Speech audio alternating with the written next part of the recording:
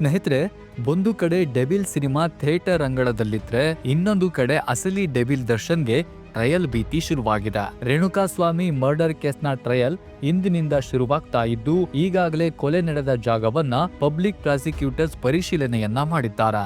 ರೇಣುಕಾಸ್ವಾಮಿ ತಂದೆ ತಾಯಿ ಕೂಡ ಕೋರ್ಟ್ಗೆ ಬಂದು ಸಾಕ್ಷಿ ನುಡಿಯಲಿದ್ದಾರೆ. ಈ ಮಧ್ಯೆ ಪರಪ್ಪನ ಅಗ್ರಹಾರಕ್ಕೆ ವಿಸಿಟ್ ಮಾಡಿದ್ದ ಡಿಜಿಪಿ ಅಲೋಕ್ ಕುಮಾರ್ ಎಲ್ಲವೂ ಬಂದ್ ಆಗ್ಬೇಕು ಅಂತ ಗುಡುಗಿದ್ದಾರೆ. ಹಾಗಿದ್ರೆ ರೇಣುಕಾಸ್ವಾಮಿ ಕೊಲೆ ಪ್ರಕರಣದ ಸದ್ಯದ ಪರಿಸ್ಥಿತಿ ಏನು? ಕ್ರೂಷಿಯಲ್ ಘಟ್ಟವನ್ನ ತಲುಪಿರೋದು ಹೇಗೆ? ಕೇಸ್ ಹೇಗೆ ನಡೆಯುತ್ತೆ? ಈ ಟ್ರಯಲ್ ಅಲೋಕ್ ಕುಮಾರ್ ವಾರ್ನಿಂಗ್ ಕೊಟ್ಟಿದ್ದು ಯಾರಿಗೆ, ಹಾಗೇನೆ ಯಾಕೆ? ಈ ಎಲ್ಲದರ ಬಗ್ಗೆ ಈ ವಿಡಿಯೋದಲ್ಲಿ ಡೀಟೇಲ್ ಆಗಿ ತೋರಿಸ್ತೀವಿ. ವಿಡಿಯೋವನ್ನ ಎಲ್ಲೂ ಕೂಡ ಸ್ಕಿಪ್ ಮಾಡದೆ ಕಡೆ ತನಕ ನೋಡಿ. ಹಾಗೇನೆ ನೀವಿನ್ನೂ ನಮ್ಮ ಮೈಂಡ್ ಲೆಡ್ಜರ್ ಇನ್ಫೋ ಯೂಟ್ಯೂಬ್ ಚಾನಲ್ಗೆ ಸಬ್ಸ್ಕ್ರೈಬ್ ಆಗಿಲ್ಲ ಅಂದ್ರೆ ಈ ಕೂಡಲೇ ಸಬ್ಸ್ಕ್ರೈಬ್ ಆಗುವುದನ್ನ ಯಾವುದೇ ಕಾರಣಕ್ಕೂ ಮರಿಬೇಡಿ. ಸ್ನೇಹಿತರೆ, ದರ್ಶನ್ ನಟನೆಯ ಡೆವಿಲ್ ಸಿನಿಮಾ ಥಿಯೇಟರ್ ಅಂಗಳದಲ್ಲಿ ಸದ್ದು ಮಾಡ್ತಾ ಇರೋದು ನಿಮ್ಗೆಲ್ಲ ಗೊತ್ತಾಗಿದೆ.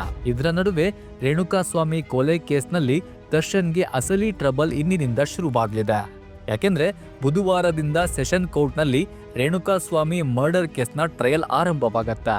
ಈಗಾಗಲೇ ಟ್ರಯಲ್ಗೆ ಪೂರ್ವ ತಯಾರಿಯಾಗಿ ಪೊಲೀಸರು ಸಿದ್ಧತೆಯನ್ನ ಮಾಡಿಕೊಂಡಿದ್ದಾರೆ. ಎಸ್ಪಿಪಿ ಪ್ರಸನ್ನ ಕುಮಾರ್ ಮತ್ತು ಎಎಸ್ಪಿಪಿ ಸಚಿನ್ ಮಂಗಳವಾರ ಕೊಲೆ ನಡೆದ ಸ್ಥಳವಾದ ಪಟ್ಟಣಗೆರೆ ಶೆಡ್ ಹಾಗೂ ಬಾಡಿ ಎಸೆದ ಜಾಗಕ್ಕೆ ವಿಸಿಟ್ ಮಾಡಿದ್ದಾರೆ. ಎಸಿಪಿ ಚಂದನ್ ಇವರಿಗೆ ಕೊಲೆ ನಡೆದ ಸ್ಥಳ ಮತ್ತು ಘಟನೆ ನಡೆದ ರೀತಿಯನ್ನ ವಿವರಿಸಿದ್ದಾರೆ. ಹಲ್ಲೆ ನಡೆದ ಶೆಡ್, ಶವ ಎಸೆದ ಮೋರಿ ಸ್ಥಳಕ್ಕೆ ಭೇಟಿ ನೀಡಿ ಪ್ರಕರಣದ ವಿವರ ಪಡೆದಿರುವಂತಹ ಪ್ರಾಸಿಕ್ಯೂಷನ್ ಬುಧವಾರದಿಂದ ಕೋರ್ಟ್ ಎದುರು ತಮ್ಮ ವಾದ ಮಂಡನೆಯನ್ನ ಮಾಡಲಿದ್ದಾರೆ. ಕೋರ್ಟ್ ಫ್ರೇಮ್ ಮಾಡಿರೋ ಆರೋಪಗಳನ್ನ ಸಾಬೀತುಪಡಿಸಲಿದ್ದಾರೆ.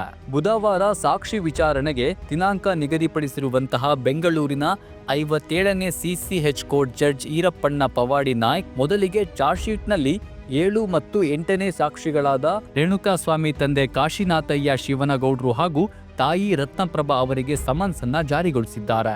ಹೀಗಾಗಿ ರೇಣುಕಾ ಪೋಷಕರು ಕೋರ್ಟ್ ಕಟಕಟೆಗೆ ಬಂದು ತಮ್ಮ ಪುತ್ರನ ಪ್ರಕರಣದ ಬಗ್ಗೆ ಕೇಳಲಾಗುವ ಪ್ರಶ್ನೆಗಳಿಗೆ ಕೋರ್ಟ್ ಎದುರು ಉತ್ತರವನ್ನ ಕೊಡಲಿದ್ದಾರೆ. ಇನ್ನು ಈ ಟ್ರಯಲ್ ಪ್ರಕ್ರಿಯೆ ಹೇಗಿರಲಿದೆ ಅನ್ನೋದನ್ನ ನೋಡೋದಾದ್ರೆ, ಬುಧವಾರ ಕೋರ್ಟ್ನಲ್ಲಿ ರೇಣುಕಾಸ್ವಾಮಿ ತಂದೆ ತಾಯಿ ಸಾಕ್ಷಿ ವಿಚಾರಣೆ ಆಗಲಿದೆ.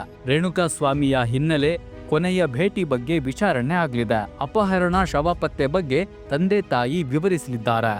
ಸಾಕ್ಷಿಗಳ ಪಾಟಿ ಸವಾಲಿಗೆ ಆರೋಪಿಗಳ ಪರ ವಕೀಲರು ಸಮಯವನ್ನ ಕೋರಲಿದ್ದಾರೆ. ಇಬ್ಬರ ಹೇಳಿಕೆ ಮುಕ್ತಾಯವಾದ್ರೆ ಮತ್ತೆ ಕೆಲವು ಸಾಕ್ಷಿಗಳಿಗೆ ಸಮನ್ಸ್ ಅನ್ನ ನೀಡಲಾಗತ್ತೆ.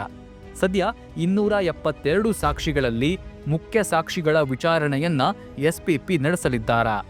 ಆರೋಪಿಗಳ ಪರ ವಕೀಲರು ಎಲ್ಲಾ ಸಾಕ್ಷಿಗಳನ್ನ ಪಾಟಿ ಸವಾಲಿಗೆ ಒಳಪಡಿಸ್ತಾರ. ನಂತರ ಸಾಕ್ಷ್ಯದ ಬಗ್ಗೆ ಆರೋಪಿಗಳ ಹೇಳಿಕೆ ದಾಖಲನ್ನ ಮಾಡಲಾಗತ್ತೆ. ತಮ್ಮ ಸಾಕ್ಷ್ಯವನ್ನ ಒದಗಿಸಲು ಆರೋಪಿಗಳಿಗೂ ಅವಕಾಶವನ್ನ ನೀಡಲಾಗತ್ತೆ. ಅಂತಿಮವಾಗಿ ವಾದ ಮಂಡನೆಯನ್ನ ಆಲಿಸಿ ಕೋರ್ಟ್ ತನ್ನ ತೀರ್ಪನ್ನ ಪ್ರಕಟಿಸುತ್ತೆ. ಈ ಎಲ್ಲ ಪ್ರಕ್ರಿಯೆ ಮುಗಿಯೋಕೆ 1 ವರ್ಷವಾದ್ರೂ ಬೇಕಾಗಬಹುದು. ಇಷ್ಟೆಲ್ಲದರ ಮಧ್ಯೆ ಕಾರಾಗೃಹ ಮತ್ತು ಸುಧಾರಣಾ ಸೇವಾ ಇಲಾಖೆ ಡಿಜಿಪಿ ಅಲೋಕ್ ಕುಮಾರ್ ಸೋಮವಾರ ಪರಪ್ಪನ ಅಗ್ರಹಾರ ಜೈಲಿಗೆ ಭೇಟಿ ಕೊಟ್ಟಿದ್ರು. ಈ ಸಮಯದಲ್ಲಿ ಕೊಲೆ ಆರೋಪಿ ದರ್ಶನ್ ಬ್ಯಾರಕ್ಗೂ ಭೇಟಿ ನೀಡಿದ್ದು ದರ್ಶನ್ ಸಮಸ್ಯೆಗಳ ಬಗ್ಗೆ ವಿಚಾರಿಸಿದ್ದಾರಂತೆ. ಇನ್ನು ಕೈದಿಗಳಿಗೆ ರಾಜಾತಿಥ್ಯ ವಿಚಾರವಾಗಿ ವ್ಯಾಪಕ ಸುದ್ದಿಯಲ್ಲಿರುವಂತಹ ಪರಪ್ಪನ ಅಗ್ರಹಾರಕ್ಕೆ ಭೇಟಿ ನೀಡಿದ್ದ ಕಾರಾಗೃಹ ಮತ್ತು ಸುಧಾರಣಾ ಸೇವಾ ಇಲಾಖೆ ಡಿಜಿಪಿ ಅಲೋಕ್ ಕುಮಾರ್ ಜೈಲಿನ ಹೊರಾಂಗಣ ಸೇರಿ ಪ್ರತಿ ಬ್ಯಾರಕ್, ಅಡುಗೆ ಮನೆ, ಆಸ್ಪತ್ರೆ, ಬೇಕರಿಗಳಿಗೂ ತೆರಳಿ ಎಲ್ಲವನ್ನೂ ಪರಿಶೀಲನೆ ಮಾಡಿದ್ದಾರೆ. ಗಾಂಜಾ, ಬೀಡಿ, ಸಿಗರೆಟ್ ಇನ್ಮೇಲೆ ಸಿಗಲ್ಲ, ಎಲ್ಲ ಬಂದ್ ಆಗ್ಬೇಕು ಎಂದು ಅಧಿಕಾರಿಗಳಿಗೆ ಸೂಚನೆಯನ್ನ ನೀಡಿದ್ದಾರೆ. ವೈದ್ಯರು ಚಿಕಿತ್ಸೆಯನ್ನ ಮಾತ್ರ ಕೊಡಬೇಕು, ಅದನ್ನ ಬಿಟ್ಟು ಮೊಬೈಲ್, ಗಾಂಜಾ ಸಾಗಣೆ ಮಾಡಿದ್ರೆ ಕ್ರಮ ಕೈಗೊಳ್ಳಲಾಗತ್ತೆ ಎಂದು ವಾರ್ನ್ ಮಾಡಿದ್ದಾರೆ. ಸ್ನೇಹಿತರೆ, ರೇಣುಕಾಸ್ವಾಮಿ ಕೊಲೆ ಪ್ರಕರಣದ ಬಗ್ಗೆ, ಅದರಲ್ಲಿ ದರ್ಶನ್ ಮೇಲೆ ಕೇಳಿ ಬಂದಿರೋ ಆರೋಪದ ಬಗ್ಗೆ ನಿಮ್ಮ ಅಭಿಪ್ರಾಯ, ಅನಿಸಿಕೆ ಏನು ಅನ್ನೋದನ್ನ ಕಮೆಂಟ್ ಮಾಡಿ ತಿಳಿಸಿ. ಈ ವಿಡಿಯೋ ಇಷ್ಟವಾಗಿದ್ರೆ ಲೈಕ್ ಮಾಡಿ, ಶೇರ್ ಮಾಡಿ. ಈ ರೀತಿಯ ಇನ್ನಷ್ಟು ಇಂಟ್ರೆಸ್ಟಿಂಗ್ ಕಂಟೆಂಟ್ಗಳಿಗಾಗಿ ನಮ್ಮ ಮೈಂಡ್ ಲೆಡ್ಜರ್ ಇನ್ಫೋ ಯೂಟ್ಯೂಬ್ ಚಾನಲ್ಗೆ ಸಬ್ಸ್ಕ್ರೈಬ್ ಆಗೋದನ್ನ ಯಾವುದೇ ಕಾರಣಕ್ಕೂ ಮರಿಬೇಡಿ. ನಮಸ್ಕಾರ.